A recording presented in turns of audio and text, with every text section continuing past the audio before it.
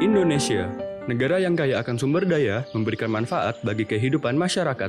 Namun, Indonesia tak lepas dari potensi bencana alam. Badan Nasional Penanggulangan Bencana menyebutkan, pada tahun 2022, terjadi 2.860 kasus bencana alam yang menjatuhkan 3.600.000 korban jiwa, mengakibatkan rusaknya rumah dan fasilitas umum.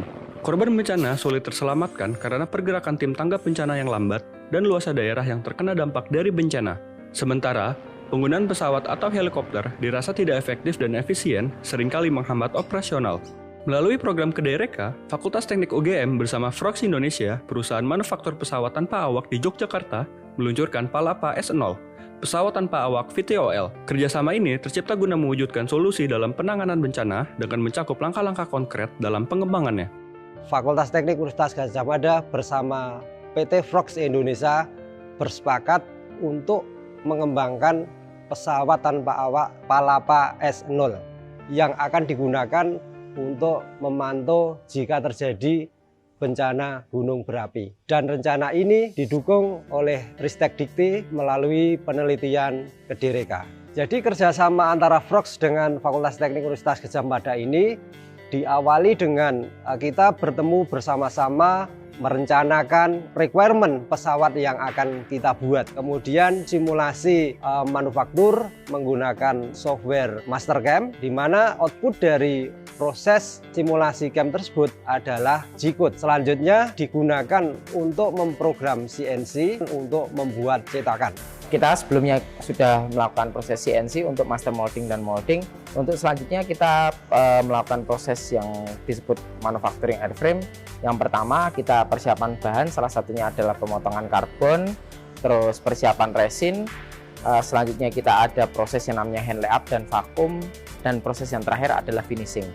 Nah, untuk proses resin itu kita mempersiapkan bahan. Yang pertama ada hardener dan epoxy resin.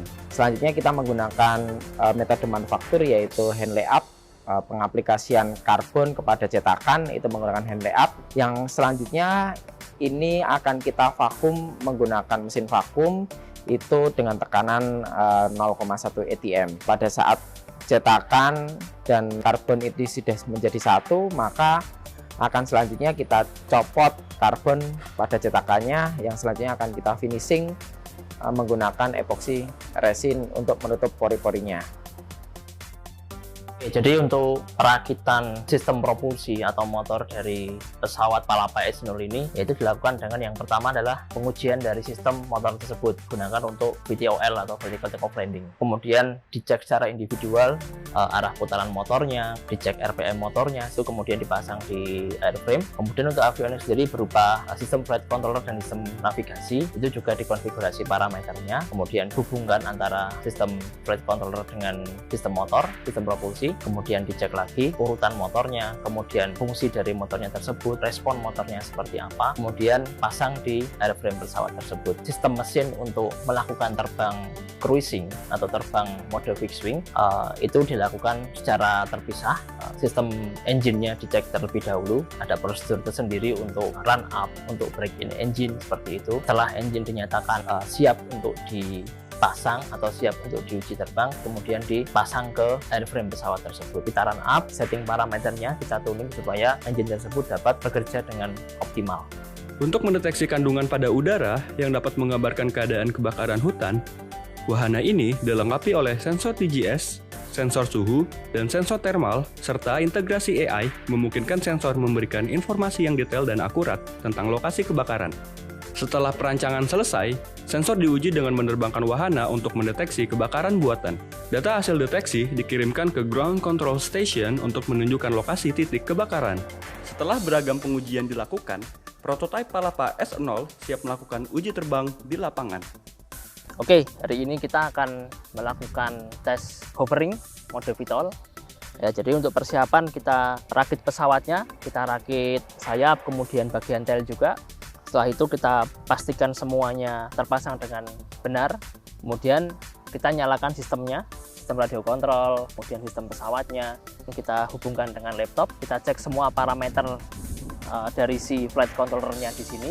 Kita bawa pesawat ini ke tempat yang terbuka di lapangan. Kemudian kita cek putaran motor.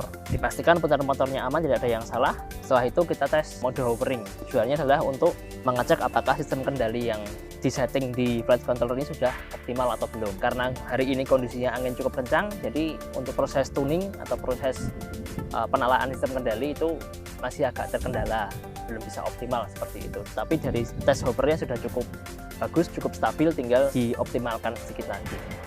Naik ya, hover ya. Wih, mantap. Jadi selama ini kami mendapatkan banyak permintaan dari customer untuk drone pemantauan dengan durasi yang panjang. Akan tetapi karena keterbatasan dari sumber daya dari Frog Indonesia, maka kami menggandeng Universitas Gadjah Mada dan kami mendapatkan hibah dari Kedareka.